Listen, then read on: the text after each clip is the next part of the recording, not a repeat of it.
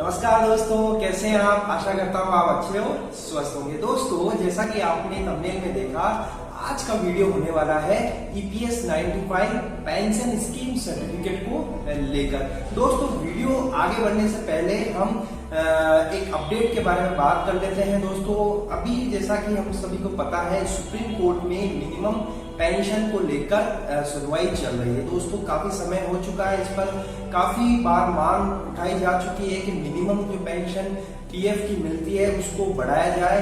दोस्तों, काफी समय के बाद में सुप्रीम कोर्ट ने इस पर संज्ञान लिया और इस पर अभी सुनवाई चल रही है और नेक्स्ट मंथ इसकी अगेन एक तारीख है डिक्लेयर की हुई है।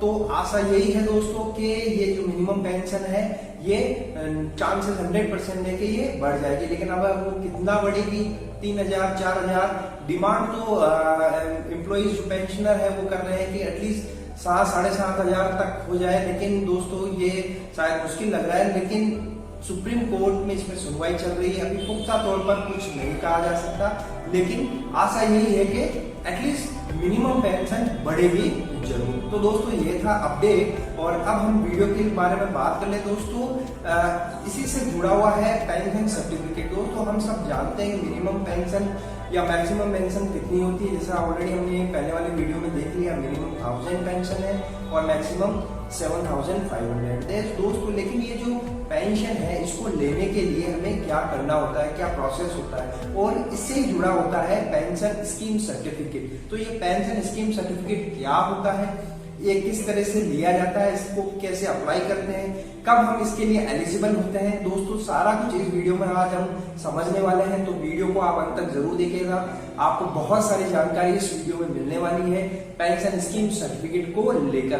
तो दोस्तों, मैं आपसे यहाँ रिक्वेस्ट कर लेता हूँ, वीडियो को आप लाइक और शेयर जरूर करिएगा दोस्तों अपने फ्रेंड्स और अपने रिश्तेदारों के साथ, ताकि उनको भी इसका बेनिफिट मिल सके। वीडियो अच्छा लगे लाइक करिएगा।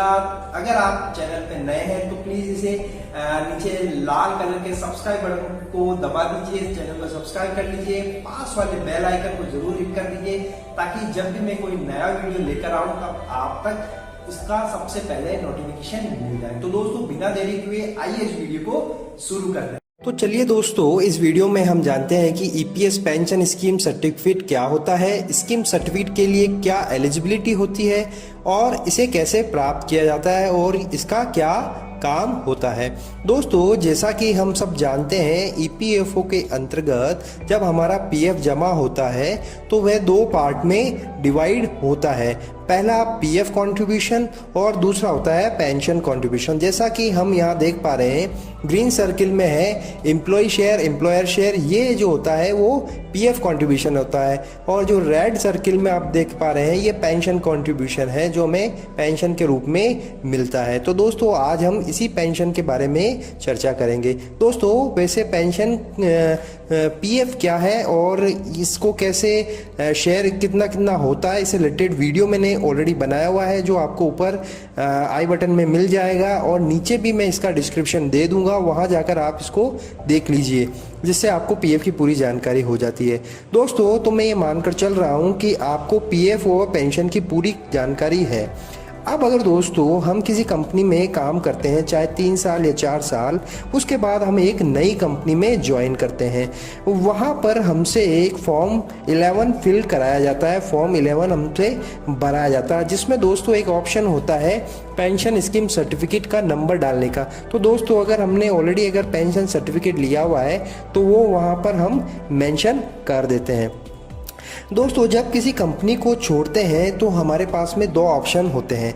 देखिए दोस्तों, पहला ऑप्शन हमारे पास आता है कि हम किसी कंपनी को छोड़ रहे हैं और इमीडिएटली किसी नई कंपनी में हम ज्वाइन करते हैं। तो वहाँ पर हमारे पास में एक ही ऑप्शन होता है कि हम हमारा पुरानी कंपनी से नई कंपनी में पुराना पीएफ ट्रांसफ़र कर लें। दोस्तों, पीएफ ट्रांसफर से रिलेटेड वीडियो मैंने ऑलरेडी बनाया हुआ है, जो ऊपर आपको आई बटन में मिल जाएगा, नीचे डिस्क्रिप्शन में मिल जाएगा, वहां जाकर आप पीएफ ट्रांसफर को कैसे करते हैं ऑनलाइन वो समझ सकते हैं।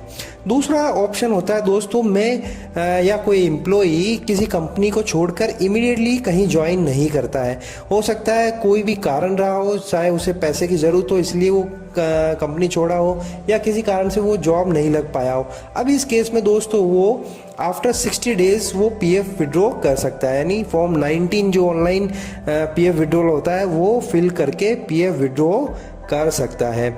लेकिन दोस्तों अब पेंशन विड्रॉल के लिए दो ऑप्शन हमारे पास में आते हैं। दोस्तों पेंशन विड्रॉल के लिए अगर आपने किसी कंपनी में 10 साल से ज़्यादा की सर्विस कर ली है तो दोस्तों आपको फॉर्म 10C पेंशन विड्रॉल का ऑप्शन नहीं आएगा। इसके बजाय आपको pension scheme certificate form 10D का ही ऑप्शन होता है, जिसे आप फिल करके ईपीएस पेंशन स्कीम सर्टिफिकेट ले सकते हो। जब आप 50 या 58 साल की उम्र में होने पर इन पेंशन स्कीम सर्टिफिकेट को पीएफ ऑफिस में जमा कराकर आप पेंशन चालू करवा सकते हैं। लेकिन दोस्तों इसी केस में अगर आपकी कंपनी में आपकी पीएफ सर्विस 10 साल से कम होती है तो आपके पास में दो ऑप्शन वापस ओपन हो जाते हैं। पहला होता है फॉर्म 10C विड्रॉल का, यानी आप फॉर्म 10C भरकर अपना जो पुराना पेंशन का अमाउंट है वो विड्रॉ कर सकते हैं अगर आपकी सर्विस 10 साल से कम है। दूसरा ऑप्शन ये होता है कि आप पेंशन सर्टिफिकेट के लिए अप्लाई कर सकते हैं। लेकिन दोस्तों बहुत से जागरूक जो एम्प्लॉय होते हैं वो स्कीम सर्टिफिकेट के लिए ही अप्लाई करते हैं। वो फॉर्म 19 भर के पीएफ तो विड्रॉ कर लेते हैं लेकिन पेंशन विड्रॉ नहीं करके वो स्कीम सर्टिफिकेट के लिए अप्लाई कर देते हैं, जिससे उनकी सर्विस जुड़ कर 10 साल से ज़्यादा हो जाती है और वो 50 या 58 साल बाद में मंथली पेंशन के हकदार हो जाते हैं।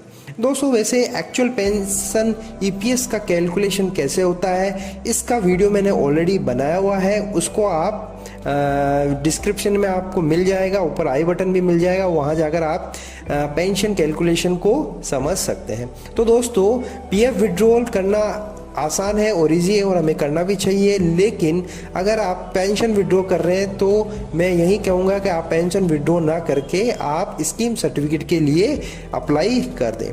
तो दोस्तों स्कीम सर्टिफिकेट आपने समझ लिया, इसका सीधा सा मीनिंग होता है मंथली पेंशन, यानी पीएफ की मंथली पेंशन जो आपको मिलती है वो ईपीएस स्कीम सर्टिफिकेट के अंतर्गत ही आती है। यानी अगर आपने किसी कंपनी में 10 साल या 9 साल और 6 महीने पूरे कर लिए हैं तब आप पीएफ पेंशन के लिए हकदार हो जाते हैं, जो आपको 58 साल बाद चालू होती है। और अगर आप चाहें तो 50 साल बाद भी रिड्यूस पेंशन ले सकते हैं। दोस्तों ये ज़रूरी नहीं है कि आप एक ही कंपनी में 10 साल काम करें, आप अलग अलग कंपनियों में भी काम करके 10 साल पूरे कर सकते हैं और ईपीएस पेंशन के हकदार हो सकते हैं। तो चलिए दोस्तों इसको हम एक उदाहरण से और समझ लेते हैं प्रैक्टिकली।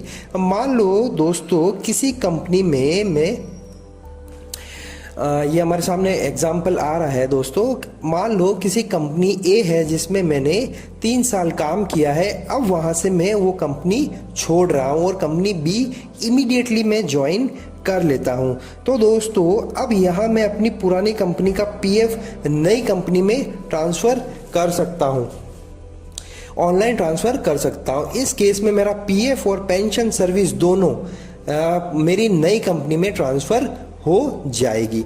लेकिन अगर दोस्तों अब मैं बी कंपनी में भी 5 साल काम करता हूं और अब इस बी कंपनी को भी छोड़ देता हूं, लेकिन अब मैं किसी और जगह ज्वाइन नहीं करता हूं, मतलब 3 साल पहले ए कंपनी में काम किया और पीएफ और पेंशन सर्विस ट्रांसफ़र कर लिया ऑनलाइन, अब बी कंपनी में मैं 5 साल काम करके यहाँ से भी मैं छोड़ रहा हूँ लेकिन कहीं ज्वाइन नहीं कर रहा हूँ।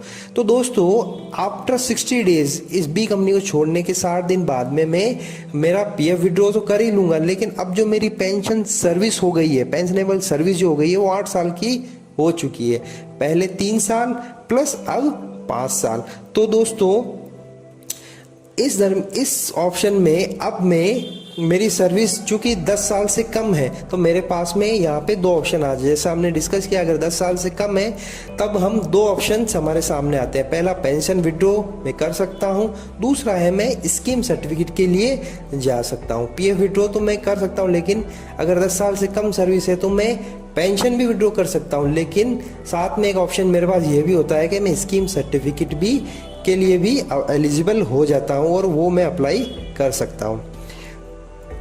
तो दोस्तों, एक जागरूक एम्प्लॉय होने के नाते मैं यही करूंगा कि मैं एक स्कीम सर्टिफिकेट के लिए अप्लाई कर दूंगा। अब कुछ दिनों बाद जब मैं किसी कंपनी में ज्वाइन करता हूं तो ये स्कीम सर्टिफिकेट मैं फॉर्म 11 में मेंशन कर दूंगा और मेरी ये 8 साल की जो सर्विस है वो वहाँ पर कंटिन्यू हो जाएगी। और जब मैं 50 या 58 साल बाद मंथली पेंशन के लिए हकदार हो जाऊंगा तब मुझे मेरी पेंशन स्टार्ट हो जाएगी। लेकिन अगर मैं दोस्तों वहीं पर जो मेरी 8 साल की सर्विस थी वहाँ पे मैं पेंशन भी विड्रॉ कर लेता तो मेरी सर्विस भी ब्रेक हो जाती और मुझे फिर पेंशन के लिए 0 से स्टार्ट करना पड़ता। दोस्तों, ईपीएस पेंशन एक अच्छा विकल्प है। 58 साल बाद मंथली पेंशन पाने का जो आपको आजीवन मिलती है, यहाँ तक कि आपके जाने के बाद आपके स्पाउस या जो भी नॉमिनी आप डिक्लेयर करते हैं उनको भी आपकी पेंशन ट्रांसफ़र हो जाती है। दोस्तों, जैसा कि हम सब जानते हैं अभी जो मैक्सिमम पेंशन है वो 7,500 है और मिनिमम जो पेंशन गवर्नमेंट ने डिक्लेयर की हुई है वो भी 1000 है, यानी 1000 है। लेकिन दोस्तों, इसके काफ़ी चांस हैं कि ये बढ़ जाएगी। मिनिमम पेंशन है जो बढ़ जाएगी। इसकी सुनवाई अभी सुप्रीम कोर्ट में चल रही है लेकिन अभी तक कोई इसका फैसला नहीं आया है। लेकिन आशा यही है दोस्तों कि ये 100% बढ़ने वाली है। इसलिए आप सभी भी अगर भविष्य में पीएफ से मंथली पेंशन पाना चाहते हैं तो स्कीम सर्टिफिकेट के लिए अप्लाई कर सकते हैं। तो दोस्तों, स्कीम सर्टिफिकेट कैसा होता है हम देख लेते हैं। यहाँ आपको स्कीम सर्टिफिकेट भी दिख जाएगा। देखिए दोस्तों, इस तरह से स्कीम सर्टिफिकेट होता है। यहाँ पर आपकी सारी डिटेल्स आ रही है, आपका नाम, आपकी सर्विस ईयर्स और नीचे की तरफ आपको देखिए दोस्तों आपका नॉमिनी का डिटेल भी आ रहा है। जो भी आपने नॉमिनी डिक्लेयर किया वो यहाँ पर आ रहा है। दोस्तों, जब आप पेंशन के लिए स्कीम सर्टिफिकेट के लिए अप्लाई करते हैं तब आपको कुछ बैंक्स का डिटेल भी देना होता है। पेंशन के लिए गवर्नमेंट ने कुछ बैंक डिक्लेयर किए हुए हैं जिसमें मेजर एसबीआई है और पंजाब नेशनल बैंक है, बाकी प्राइवेट बैंक भी है। लेकिन मैं आपको यही सलाह दूंगा कि आप एसबीआई या पंजाब नेशनल बैंक में ही अपना पेंशन का अकाउंट ओपन करिए ताकि आपको पेंशन पाने में कोई दिक्कत ना आए। तो दोस्तों, इस तरह से हम PF scheme certificate pension scheme certificate के लिए अप्लाई कर सकते हैं। आई होप आप समझ गए होंगे कि ईपीएस पेंशन स्कीम सर्टिफिकेट क्या होता है और इसे कैसे लिया जाता है। दोस्तों, वीडियो आपको अच्छा लगे तो लाइक शेयर जरूर कर दीजिए अपने दोस्तों के साथ में ताकि उनको भी इसकी जानकारी मिल सके। चैनल पर नए हैं तो चैनल को सब्सक्राइब करके पास वाले बेल आइकन को जरूर दबा दीजिए जिससे हर नए वीडियो का नोटिफिकेशन आप तक पहुंच जाए। तो दोस्तों, फिर मिलते हैं एक नई जानकारी के साथ। तब तक के लिए आप अपना ध्यान रखिए। Thank you very much.